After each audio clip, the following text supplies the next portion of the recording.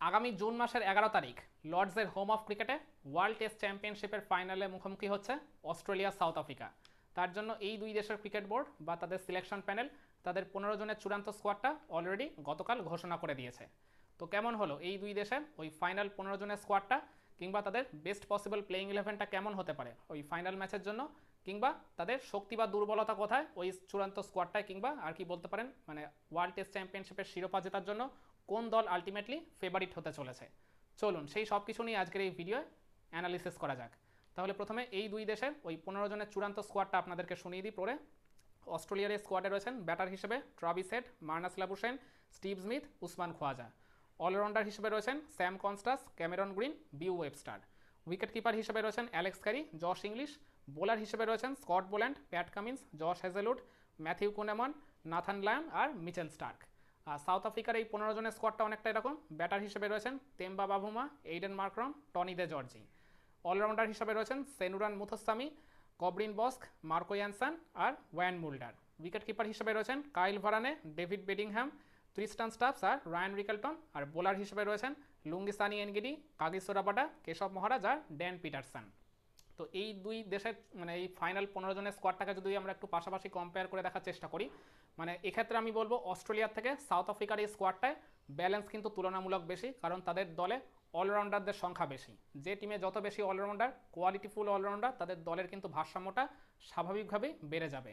চারজন তাদের pace bowling allrounder রয়েছে, আর এছাড়া বোলারদের তাদের যে লিস্ট রয়েছে সেটাও কিন্তু যথেষ্ট ভারসাম্যপূর্ণ বলাই চলে। অপরদিকে অস্ট্রেলিয়ার এই 15 জনের স্কোয়াডটা কিন্তু মানে এটাও মানে তাদের একটা কোর টিমই বলা চলে। এর আগের যে আর কি মানে টেস্ট চ্যাম্পিয়নশিপের ফাইনালটা তারা জিতেছিল, এই 15 জনের মধ্যে প্রায় 12 থেকে 13 জন ক্রিকেটার কিন্তু ওই টিমেরও অংশ ছিল। মানে তারা কিন্তু লাস্ট 2 বছরে তাদের টেস্ট টিমে খুব একটা কিন্তু পরিবর্তন করেনি, যেহেতু তারা ওই কোর গ্রুপটাকে ধরে রেখেছে, দীর্ঘদিন যাবৎ তারা এই জায়গায় খেলে চলেছে।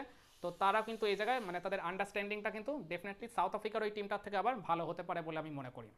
আর এছাড়া অস্ট্রেলিয়ার এই টিমে দীর্ঘদিন পরে কামব্যাক করেছে ক্যামেরন গ্রিন, মানে যিনি চোটের জন্য প্রায় 1 বছরেরও বেশি সময় অস্ট্রেলিয়ার এই টেস্ট টিমের বাইরে ছিলেন।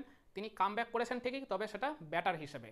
চোট যেহেতু পুরোপুরি কাটিয়ে উঠতে পারেনি, তিনি মানে বোলিংয়ের সার্ভিসটা দিতে পারবেন না। তো আমার মনে হয় অস্ট্রেলিয়া তাকে ফাইনাল 11-এ নাও রাখতে পারে। তারা যদি একমাত্র পেস বোলিং অলরাউন্ডার মানে হিসাবে এক্ষেত্রে খেলাতে চায়, তাহলে বিউ ওয়েবস্টারকেই তারা এক্ষেত্রে আর কি সিলেকশন করবে বলে আমার মনে হয়।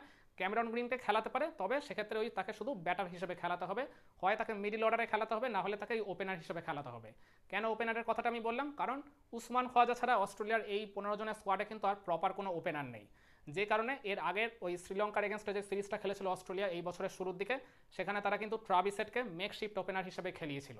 যে ট্রাভিস হেড সাদা বলের ক্রিকেটে রেগুলার ওপেন করে থাকলেও লাল বলের ক্রিকেটে মানে টেস্ট ক্রিকেটে তিনি কিন্তু মিডিল অর্ডার বা লোয়ার মিডিল অর্ডার ব্যাটার হিসেবে খেলেন। তো ট্রাভিস হেড কিন্তু ওই শ্রীলঙ্কার এগেনস্টে সিরিজে ওপেন করে একটা ভালো ইনিংস তিনি কিন্তু ডেলিভার করেছিলেন। তো দেখা যাক এখন অস্ট্রেলিয়ার টিম ম্যানেজমেন্ট ঠিক কী ডিসিশন নেয়, ট্রাভিস হেডকেই তারা ওপেনার হিসেবে কন্টিনিউ করে নাকি অন্য কোনো ব্যাটারকে তারা এই জায়গায় ওপেনার হিসেবে ট্রাই করে। সেক্ষেত্রে মার্নাস লাবুশেনা হতে পারে অপশন, কিংবা স্টিভ স্মিথও অপশন হিসেবে উঠে আসতে পারে, কিন্তু এদের দুজনের সম্ভাবনাটা খুবই কম। হয় তারা ট্রাভিস হেডেই আর কি ফিক্স থাকবে, আর না হলে ক্যামেরন গ্রিনকে তারা ওই উসমান খোয়াজার সাথে ওপেনার হিসেবে খেলিয়ে একটা চমক দিয়ে দিতে পারে। আর এছাড়া অস্ট্রেলিয়ার বোলিং লাইন আপ তো তারা একবারে সেই প্রায় 10 বছর ধরে এই সেম পেস অ্যাটাকেই ধরে রেখেছে। স্টার্ক, কামিন্স, হ্যাজেলউড এই টিমের আর কি অন্যতম আর কি পেস বোলিংয়ের ভরসা। আর এছাড়া তাদের সাথে যোগ হয়েছে স্কট বোল্যান্ড। হ্যাজেলউডের খেলাটা কিছুটা আর কি সংশয়ের মধ্যে থাকলেও, কারণ তিনি ওই আইপিএল চলাকালীন চোট পেয়েছিলেন। তো যদিও এখন আর কি অনেকটাই আর কি তিনি সুস্থ হয়ে উঠেছেন, আর ফাইনাল হতে যেহেতু এখন অনেকটাই বাকি, আশা করা হচ্ছে তিনি ফাইনাল ম্যাচের আগে পুরোপুরি সুস্থ হয়ে উঠবেন। যদি তিনি ফুল ফিটনেস ফিরে না পান, তাহলে স্কট বোল্যান্ড তো তার ব্যাকআপ হিসেবে রয়েছেই। আর স্কট বোল্যান্ড কিন্তু হ্যাজেলউডের থেকে কোনো অংশে কম নন। আর এছাড়া অস্ট্রেলিয়া কিন্তু এই জায়গায় নাথান লায়নের ব্যাকআপ স্পিনার হিসেবে ম্যাথিউ কুনেমানকেও রেখেছে, কিন্তু তার খেলার সম্ভাবনাটাও প্রায় নেই বললেই চলে। আর এছাড়া উইকেট কিপার হিসেবে যে দুজন রয়েছেন অ্যালেক্স ক্যারি, জশ ইংলিশ, এই দুজনেরই কিন্তু একাদশে থাকার সম্ভাবনাটা বেশি। অ্যালেক্স ক্যারি তো ডেফিনেটলি থাকবেই, মানে তিনি আর কি উইকেট রক্ষার কাজটা করবেন। আর জশ ইংলিশকে কিন্তু এই জায়গায় তারা খেলিয়ে দিতে পারে ওই প্রপার ব্যাটার হিসেবে। আর সাউথ আফ্রিকার এই স্কোয়াডটার দিকে যদি তাকাই, আমি তো বললাম তাদের দলে যেহেতু চারজন পেস বোলিং অলরাউন্ডার রয়েছে, সেক্ষেত্রে তাদের ভারসাম্যটা একটু বেশি অস্ট্রেলিয়ার থেকে। আর এছাড়া তাদের এই টিমটাও কিন্তু লাস্ট 1 বছর ধরে প্রায় অলমোস্ট একই মানে সেম টিম ধরে রেখেছে। আর এছাড়া বলতে পারেন ওই কোয়েনা মাপাখা, যিনি এর আগের 2টা সিরিজে শ্রীলঙ্কার পাকিস্তানের এগেনস্টে খেলেছিলেন, তিনি বাদ পড়েছেন। লুঙ্গিসানি এনগিরি দীর্ঘ একটা সময় পর আবার এই টেস্ট টিমে ফিরে আসছেন, কিন্তু তার একাদশে থাকার সম্ভাবনাটা খুব একটা নেই বললেই চলে। কারণ ড্যান পিটারসন, যিনি কিনা লাস্ট কয়েকটা সিরিজে বেশ ভালো পারফরমেন্স করেছেন বল হাতে, তো তিনি ওই জায়গায় হয়তো মানে একাদশে থাকবেন। তো লুঙ্গি এনগিডির যদি আর কি একাদশে ঢুকতে হয় ওই ড্যান পিটারসনের সাথে তাকে লড়াই করেই হয়তো ঢুকতে হতে পারে। তো এই জায়গায় আর সাউথ আফ্রিকার মানে এই লাইন আপে যেহেতু মানে উইকেট কিপারের আধিক্য আর কি অনেক বেশি, মানে কাইল ভারানে হয়তো উইকেট কিপিংটা করবেন, কিন্তু অন্যান্য যেসব উইকেট কিপাররা রয়েছে তাদেরকেও হয়তো স্পেশালিস্ট ব্যাটার হিসেবে দু একজনকে খেলিয়ে দিতে পারে সাউথ আফ্রিকার টিম ম্যানেজমেন্ট। তো যাই হোক, তো আমি এরপর মানে সাউথ আফ্রিকা আর অস্ট্রেলিয়া এই দুই টিমের মানে বেস্ট পসিবল প্লেইং ইলেভেনটা কেমন হতে পারে এই ফাইনাল ম্যাচের জন্য সেটা আপনাদেরকে বলছি। অস্ট্রেলিয়ার ইলেভেনটা অনেকটা এরকম হতে পারে। আমি ওই ট্রাভিস হেডকেই ওপেনার হিসেবে ধরছি। ট্রাভিস হেড আর উসমান খোয়াজা ওপেন করবেন। নাম্বার 3-তে চলে আসবেন মার্নাস লাবুশেন, নাম্বার 4-এ স্টিভ স্মিথ, নাম্বার 5-এ জশ ইংলিশ অথবা ক্যামেরন গ্রিনের মধ্যে যে কোনো একজনকে আমি দেখতে পাচ্ছি। ইংলিশের খেলার সম্ভাবনাটাই বেশি, কারণ লাস্ট সিরিজে তিনি ব্যাট হাতে কিন্তু বেশ কার্যকরী ছিলেন। শ্রীলঙ্কার এগেনস্টে একটা ভালো আর কি সেঞ্চুরি তিনি নক উপহার দিয়েছিলেন। তিনি একাদশে থাকতে পারেন, কিংবা ওই তার পরিবর্তে ওই জায়গায় আমি বলছি ক্যামেরন গ্রিনকেও তারা খেলিয়ে চমকে দিতে পারে। নাম্বার 6-এ চলে আসবেন Alex Carey, pace bowling allrounder হিসেবে থাকবেন ওই বাউ ওয়েবস্টার। নাম্বার 8-এ প্যাট কামিন্স, নাম্বার 9-এ মিচেল স্টার্ক, নাম্বার 10-এ নাথান লায়ন আর নাম্বার 11-এ জশ হেজেলউড অথবা স্কট বোল্যান্ডের মধ্যে যে কোনো একজন। তাহলে একাদশটা আমি আরেকবার রিপিট করে দিই। ওপেন করবেন Travis Head, Usman Khawaja, number 3-তে মার্নাস লাবুশেন, নাম্বার 4-এ স্টিভ স্মিথ, নাম্বার 5-এ জশ ইংলিশ অথবা ওই ক্যামেরন গ্রিন, নাম্বার 6-এ wicket keeper Alex Carey, number 7-এ বিউ ওয়েবস্টার, নাম্বার 8-এ ক্যাপ্টেন প্যাট কামিন্স, নাম্বার 9-এ মিচেল স্টার্ক, নাম্বার 10-এ নাথান লায়ন আর নাম্বার 11-এ জশ হেজেলউড অথবা স্কট বোল্যান্ডের মধ্যে যে কোনো একজন। আর সাউথ আফ্রিকার একাদশটা অনেকটা এরকম হতে পারে। ওপেন করবেন এইডেন মার্করাম আর টনি দে জর্জি। এরা দুজন কিন্তু লাস্ট কয়েকটা সিরিজ ধরে ধারাবাহিকভাবে সাউথ আফ্রিকার হয়ে ওপেন করে এসেছেন। নাম্বার 3-তে রায়ান রিকেলটন, তার খেলাটাও আমি নিশ্চিত বলেই মনে করি, কারণ লাস্ট সিরিজে তিনি কিন্তু পাকিস্তানের এগেনস্ট একটা 259 রানের একটা ম্যাসিভ ইনিংসকে ডেলিভার করেছিলেন। তো তাকে একাদশ থেকে বাদ দেওয়াটা কিন্তু সহজ নয়। নাম্বার 4-এ চলে আসবেন ট্রিস্টান স্টাবস। তার মানে সাম্প্রতিক সময় পার্টিকুলারলি টেস্ট উইকেটে ফর্মটা খুব একটা ভালো না গেলেও তাকে কিন্তু ক্যারি করেছে সাউথ আফ্রিকার টিম ম্যানেজমেন্ট। মনে হয় তারা এই কম্বিনেশনটা খুব একটা ভাঙবে না, স্টাবসকেই হয়তো তারা নাম্বার 4-এ খেলাবে। নাম্বার 5-এ চলে আসবে তাদের ক্যাপ্টেন তেম্বা বাভুমা। প্রথম 5 জনের ব্যাটিং অর্ডার আমার মনে হয় না খুব একটা চেঞ্জ হবে বলে, এরপর হয়তো কিছুটা অদল বদল হলেও হতে পারে। তো আমি মনে করি নাম্বার 6-এ তাদের খেলার সম্ভাবনা বেশি ওয়ান বুল্টারের। আর এছাড়া তার ব্যাকআপ হিসেবে চলে আসতে পারেন কবরিন বস্ক। তো এই দুজনের মধ্যেই একজনের থাকার সম্ভাবনা বেশি। তো আমি মনে করি ওয়ান মুল্ডারের চান্সটাই এক্ষেত্রে বেশি প্লেইং ইলেভেনে থাকার। নাম্বার 7-এ উইকেট কিপার হিসেবে চলে আসবেন কাইল ভারানে। নাম্বার 8-এ মার্কো ইয়ানসন, যিনি আর কি দলের অন্যতম পেস বোলিং অলরাউন্ডার, অন্যতম ভরসা বলা চলে। নাম্বার 9-এ চলে আসবেন কেশব মহারাজ, নাম্বার 10-এ কাগিসো রাবাডা আর নাম্বার 11-এ আমি পড়লাম ওই ড্যান পিটারসন অথবা লুঙ্গিসানি এনগিডির মধ্যে যে কোনো একজন। তাহলে সাউথ আফ্রিকার ইলেভেনটা অনেকটা এরকম। আরেকবার রিপিট করে দিই।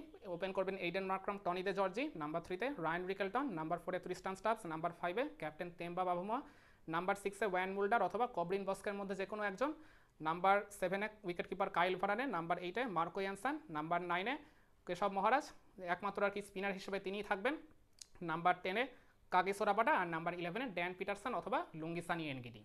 আমার মনে হয় অস্ট্রেলিয়া সাউথ আফ্রিকার কিন্তু বেস্ট পসিবল প্লেইং ইলেভেনটা আমি কিন্তু বলে দিলাম। ম্যাক্সিমাম ক্ষেত্রে এই মানে ফাইনাল ম্যাচের জন্য তাদের ইলেভেনটা এরকমই থাকবে। ওই কন্ডিশন বা সিচুয়েশন বা ইনজুরি যদি কনসার্ন থেকে থাকে হয়তো একটা আধটা চেঞ্জ হলেও হতে পারে, শেষ মুহূর্তে না হওয়ার সম্ভাবনাটাই আমি মনে করি সবচেয়ে বেশি। আর এক্ষেত্রে এই ফাইনাল ম্যাচ জেতার জন্য বা বলতে গেলে এইবারের ওয়ার্ল্ড টেস্ট চ্যাম্পিয়নশিপের শিরোপা জেতার জন্য আমি মনে করি এক্ষেত্রে দুই দলের চান্সটাই আর কি ওপেন, একদম 50-50 বলা চলে।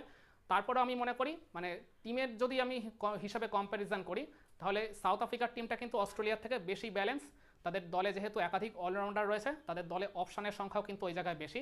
কিন্তু অস্ট্রেলিয়াকেও কিন্তু আপনি কোনোভাবেই আউট অফ কাউন্ট করে দিতে পারবেন না, কারণ অতীত রেকর্ড কিন্তু মানে তাদের হয়েই সবসময় কথা বলে। পার্টিকুলারলি আইসিসি ইভেন্টে তারা যেন এক প্রকার মানে অন্যরকম টিম হয়ে ওঠে।